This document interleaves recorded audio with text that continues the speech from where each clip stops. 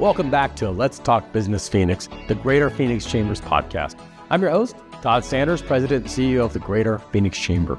Throughout each episode, we're going to explore key issues impacting our businesses, our community, and our state, highlighting opportunities for growth, addressing some challenges, and bringing leaders together to continue moving Phoenix forward. Let's jump into today's discussion. Welcome back to the podcast. We have a very special show today, and I think one that you're going to find very interesting. It's a little bit different. We're going to look at Gen Z. This is a generation that is impacting society at all levels today, from soup to nuts. What makes this show, I think, exciting and a little bit fun is that we don't have an academic here. We don't have a talking head. We don't have a pollster. We have an actual member of Gen Z joining us today. His name's Haydon Evenson. Local guy, went to high school here, went to grade school here, is currently a senior at Gonzaga, going to graduate this spring and going to go into the job market. And so we want to talk to him about what that looks like, talk about Gen Z. The most important part of the whole thing is that he also happens to be my son. So I'm really proud to have him here today. Haydon, welcome. Thank you. Really nice to be here. Thanks for being here on your winter break. Of course. How exciting. Well, I gave a little bit of an intro, but for those many people here who don't know you yet, why don't you tell us a little bit about yourself, maybe what you're doing today, and also something about you that we wouldn't find on your bio that we might find interesting. Of course. So as you said, born and raised in Phoenix, 21 years old, lived in the same house for 20 years. So feel very, very proud to be an Arizona native. Went to all my high schools here, went to Brophy for high school, and then, I'm at Gonzaga studying sports management and business. And I've got one semester left, getting ready to enter the job market, which is very scary, but also super exciting at the same time. So I'm very excited for it. Something about me that is not going to be on sort of everywhere, it was that I was a fanatic about Greek and Roman mythology growing up. Still am. Want to take as many opportunities as I can to learn about that outside of the career I'm going into. So that's just passion. Well, and last semester you got a chance to be in Florence and got to go to Athens and see all that firsthand, correct? Yes, I spent 3 days in Athens and 2 days in Rome, and I was about the biggest geek you could imagine. So. Very good. Well, excellent. Well, obviously, you're in that weird sort of in-between period now, about to graduate, thinking about the job market. I think we all know, watching the news or reading about it, tough job market. And Gen Z, I think, is redefining sort of America as we speak.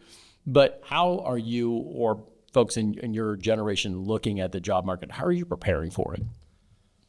Well, I think that, to be totally honest, with the age that I grew up in social media, every single problem, as well as everything that's great, is amplified. And so I think that right now, all that's being thrown at my generation, myself especially, a lot of my friends, is just how scary it is to enter the job market right now, which makes it hard to want to do it. I think everybody that I'm close with is super excited to enter the market, but is just terrified of what that could lead to, and sort of accepting that you're an adult now. I think that's a big thing that my generation has a hard time doing.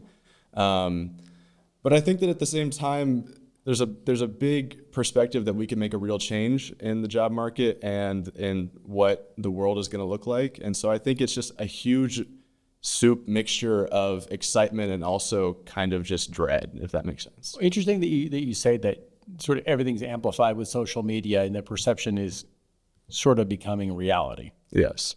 I mean, it's just that you hear everything about how the economy is either great or another source says the economy is struggling. So it's just, you have so many different things coming at you, and it's hard to make sure you know what the accurate thing is. And so I think a lot of people don't tend to do a ton of research on it. So you can have so many differing opinions based on a ton of unreliable sources. And so I think that just leads to some overall just worry about what is actually going on.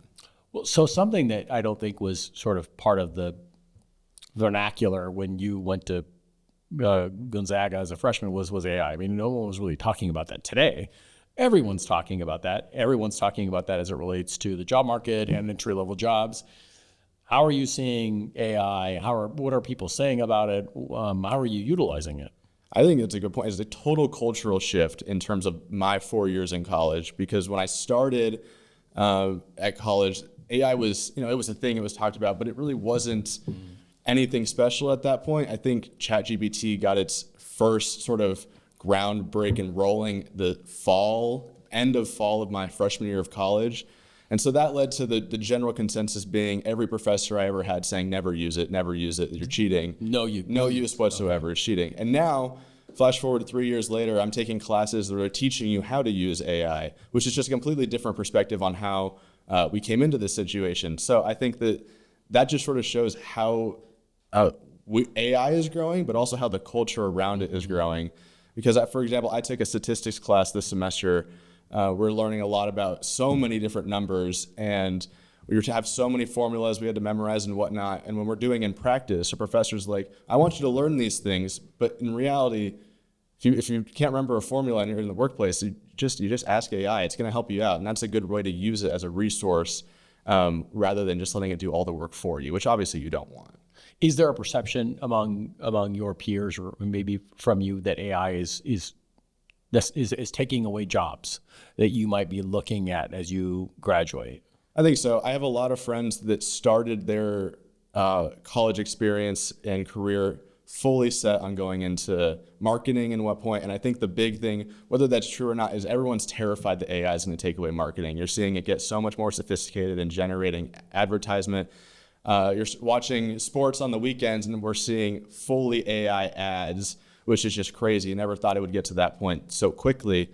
So I think that, yes, there's factors of AI that are great, but I do think that my generation is a little scared that we spent so much time going to school. We did 4 years of college, and a lot of people have done so much more. And was it even going to be worth it? Is the job even going to be there anymore? Interesting.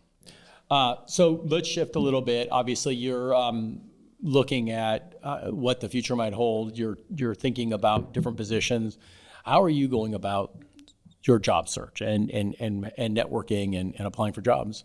I'm pretty lucky. I've had a lot of people that are in my corner. I think is awesome, and I understand how fortunate I am for that. I'm a student athlete, and one of the biggest pillars of being a student athlete at Gonzaga is they want to prepare you for life after sport.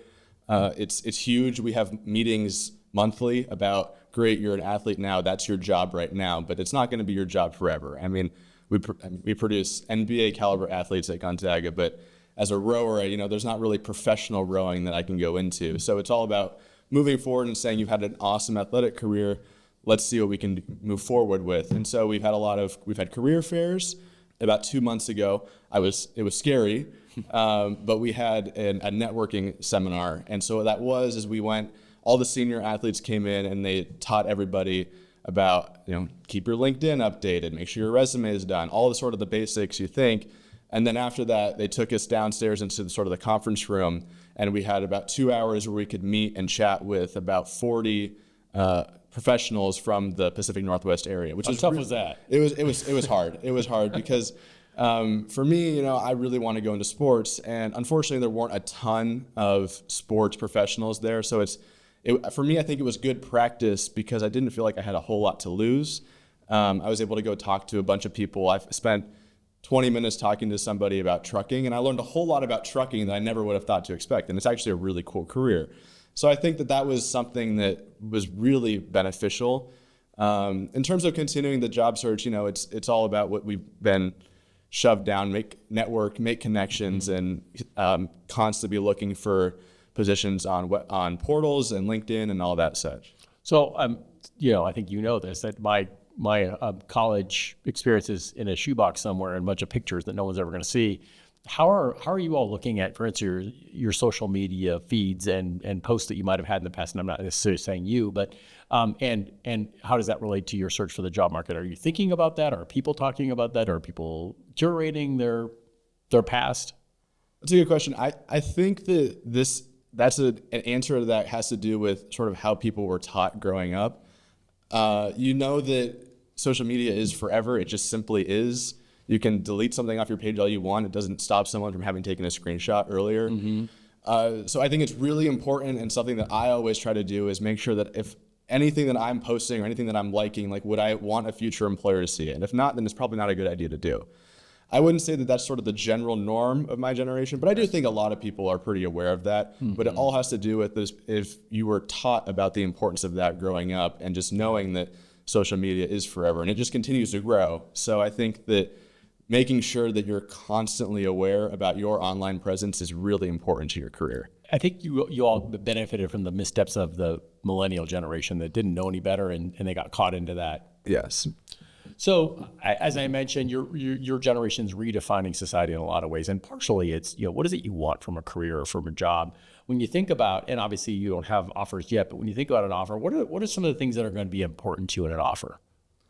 I think for me, it has a lot to do with how it orients to my personal goals. If am I applying somewhere that I'm going to love being? I think that's, for me personally, that's the most important part. I mean, compensation is really, really important to me as well.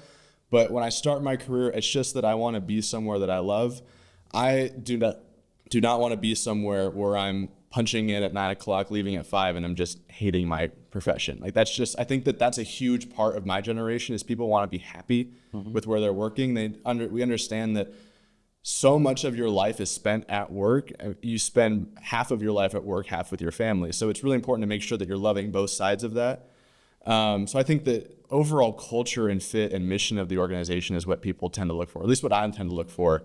You hear so much about how hard it is going to be to get a house nowadays. So compensation, very, very important nonetheless. But I think about starting my career, it's all about, I want to be somewhere that I love to be. So you mentioned 9 to 5, but happy. If you were in a position that said you need to get in at 7, and you might not get out till 9 o'clock at night, but you feel like you're doing something that's meaningful to you, would you be happy with that, or do you want more of a set schedule?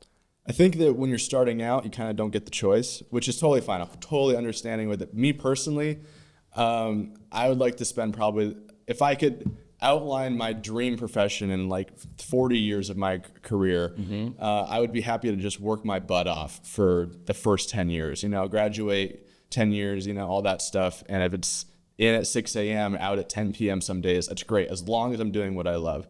However, I don't think that that's going to be something that's sustainable for me for my entire life. I want to have a family. I want to have all that stuff. It's really important to me. So I think that having that to when you're young and being super all that and engaged and doing all the in when the sun isn't up yet and out when the sun is already down is awesome. But I do think I want to have the chance for growth and to move up to the spot where when I have a family and when I can be at my kids' games and such like that, because that's just as important, if not more important, than career. Absolutely. And I know you've had a few interviews, and I think you know that at the end, they usually give you an opportunity to ask questions. What are some of the questions you ask employers? I think potential employers. The question that I always tend to ask is not to be the kid that is asking for a promotion before they get the job, but I always want to know if there's opportunities for growth within the position.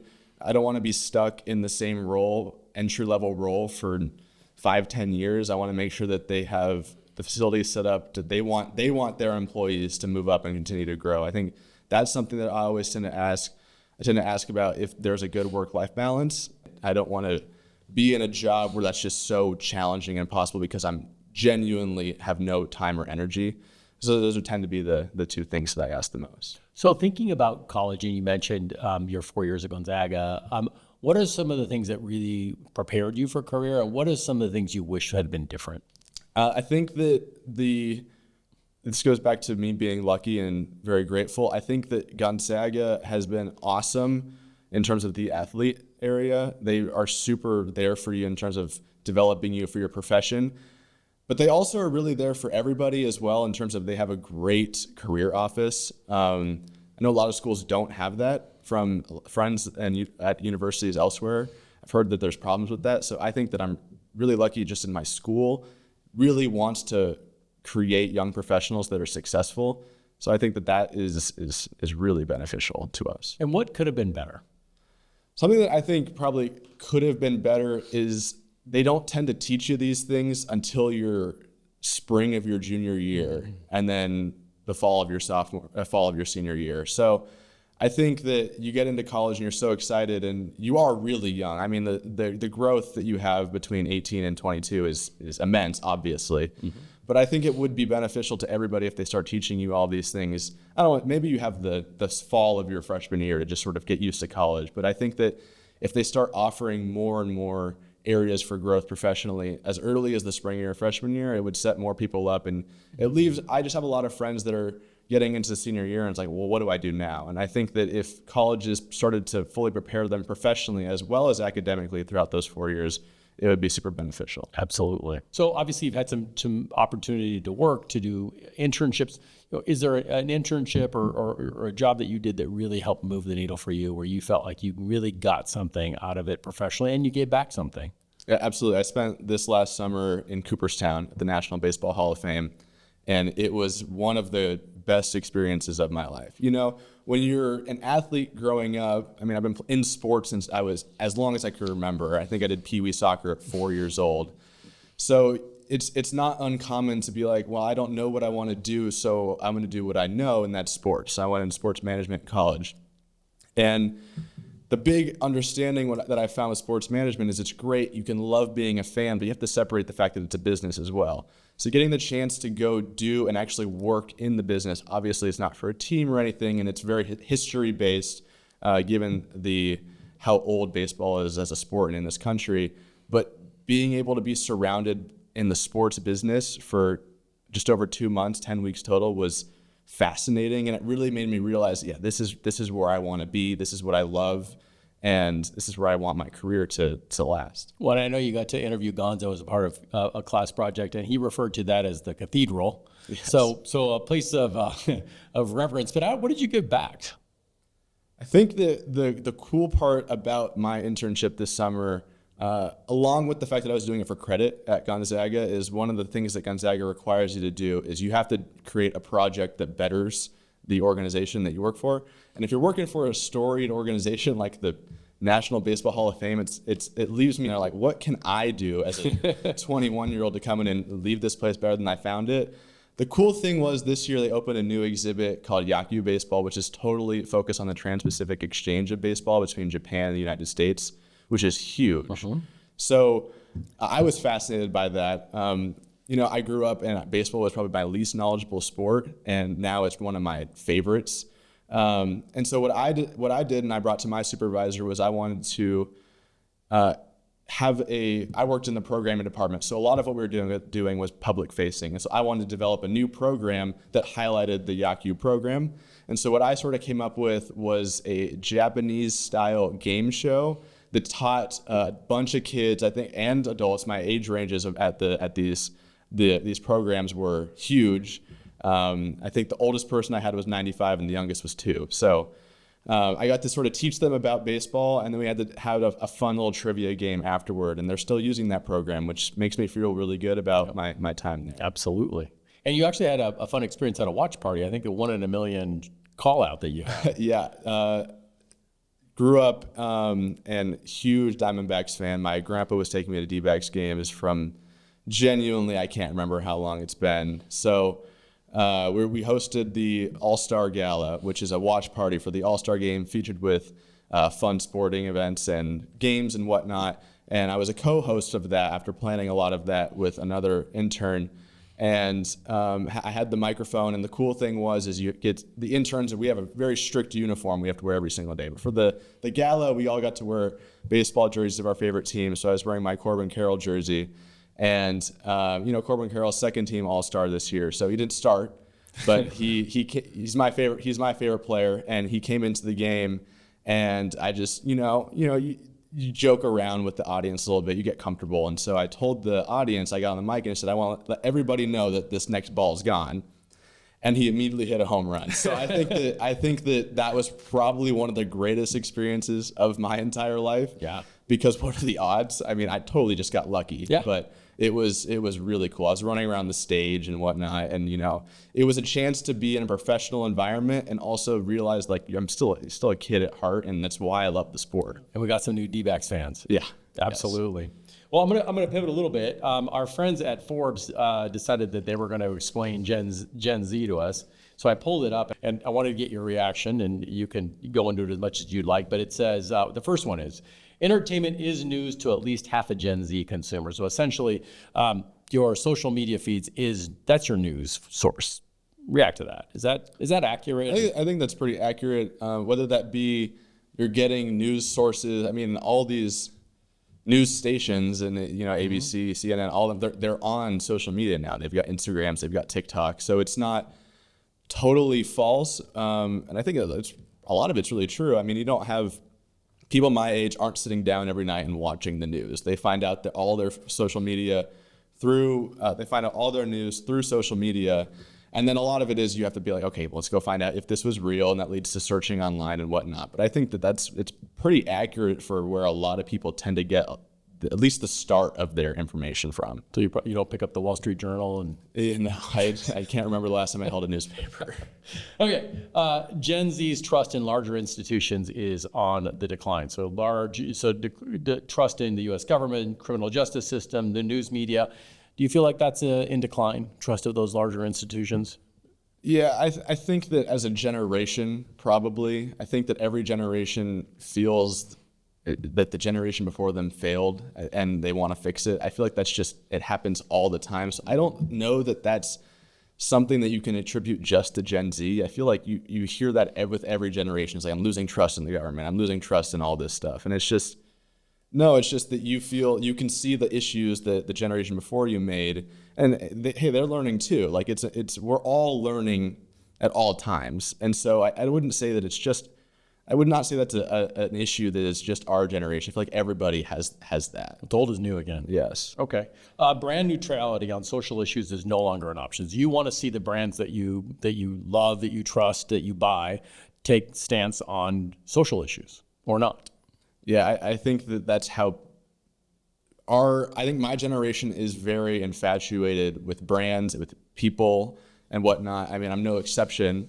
But it's very important to those brands and those celebrities or athletes that we're very fond of to share positions that we have. And I think that it can even lead to a loss of a fan or whatnot if that celebrity or athlete doesn't share the same perspective as you. Now, I wouldn't go that it's that far all the time. I mean, if you have an athlete that you're a huge fan of and they have a different political view than you, I don't think that's really going to change a whole lot. But it's almost like a sense of comfort that someone that you're so fond of shares a similar view as you.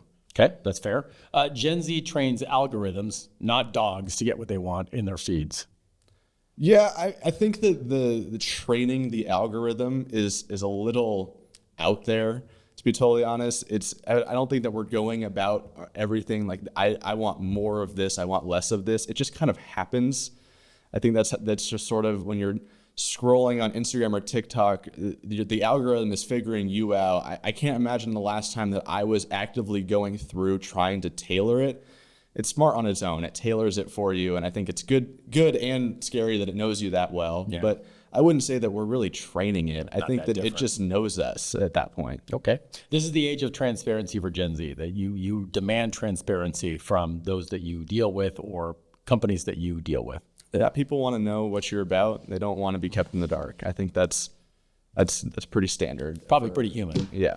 All right. Well, let's pivot back as we wrap things up. So, advice for parents, as you know, parents could be a lot, especially when their kids are either on the job hunt or looking for college. What advice do you have for parents, either for looking at the college search or that first job? I think it has to be a mixture of support and letting your kid do it. You know, you don't want to have your kid about to graduate college and treat them like you're still packing their lunch and making their PB&Js for them every single day. You know, but you also want, as a kid, I want support from my parents. So it's just about finding that happy balance between, hey, did you get a job? Did you get a job? Have you found a job? It's like, or like constantly hammering me about my grades or whatnot. No, it's about like checking in and treating me like an adult, but also still understanding, hey, I know I'm not a full adult. I'm a fake adult right now. That's sort of what I am. So I think for parents, it's all about finding that happy medium and being supportive of your parents and listening to your kids. Because at this point in my life, I am starting to really understand what I want and what I need. And so what I want is for my parents to listen to me and hear me, and then instead of pushing their own agenda for what they want from me, help me push mine. You're a real person. Yes. What advice would you have for students behind you? For instance, let's say kids that are their juniors or seniors in high school now. What should they be thinking about? I think that get an internship as soon as you can. I did my first, I'm currently still working an internship in Spokane where I'm helping run and facilitate basketball tournaments. But obviously this Cooperstown one is my biggest one. I think that you're never going to be penalized for doing too much. But also, like, cut yourself a little bit of slack. I mean, everybody's trying to figure it out. No one has all the answers, even though you think everybody has all the answers. Understand that we're all trying to figure out how we're going to do what we love and also support a family and make money. I think that just realizing everybody's in the same boat and it's okay to take a deep breath. Mm-hmm. And then finally, where do you see yourself in 2 or 3 years? That's the exciting part, is I don't know. And that's both scary and awesome. To be totally honest, I see myself working for a sports team. That's just what I'm trying to put out into the world that I hope happens. And then, I've got great friends. I've got a great girlfriend, and I see starting life and getting the chance to live on my own and really be my own person, be a real adult. And it's got that great perspective of being super scary and just so exciting at the same time. Absolutely. Well, very, very proud of everything you've accomplished, and look forward to watching that next 3 years. Before we end, we're going to do a quick lightning round for you. Okay. All right. We're going to start with first concert. I went to the Wiggles when I was 4 years old. Okay. That is my first concert. I don't think we've ever had that one. All right. Okay. The Wiggles. First job. First job was I had my own little neighborhood business, but I think my first real job was at Chick-fil-A. Okay, but talk about the neighborhood business. It was fun. That was your first one? Yeah, I needed to make a little money over COVID, and so I just sort of put a flyer out there, and from there I just, I told people I'd do anything and everything that they needed. I did a lot of Christmas tree removal. I did some paving for some people. I dog sat, I house sat, all that kind of stuff. Just was sort of an everything kind of person. What'd you learn from that? It's about managing the differences between there's a lot of people asking you to do stuff and no one. So when there's no one, it sucks because you're not making any money. But when there's a lot, it sucks because you have so many things you have to go do. I think one day I picked up 22 Christmas trees in one day, which is just a lot. It's just a lot. So, I think that time management was probably my biggest learning curve on that. Okay. Hidden talent.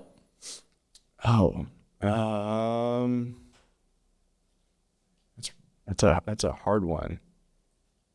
You stop. So stop you. We'll come right back. If you could have any superhero superpower, what would it be? Shapeshift. I think that this is gaming the system, but I die on this hill every single time, because if you can shapeshift into Superman and you have his powers. You can shapeshift into any superhero and have every superpower. I understand that's cheating, but that's what I would do.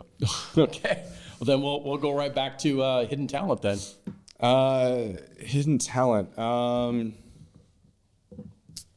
really good at catching grapes in my mouth. Well, on that bombshell, we will conclude the interview. Thank you, Haydon. Thanks for being here. We'll look forward to seeing you in 2 or 3 years and find out where you landed. Thank you. Thanks for having me. All right. Thanks for tuning in to Let's Talk Business Phoenix. Now, if you enjoyed today's episode, be sure to follow or subscribe to our channel so that you never miss an episode. We're glad that you could join us, and we look forward to seeing you next time.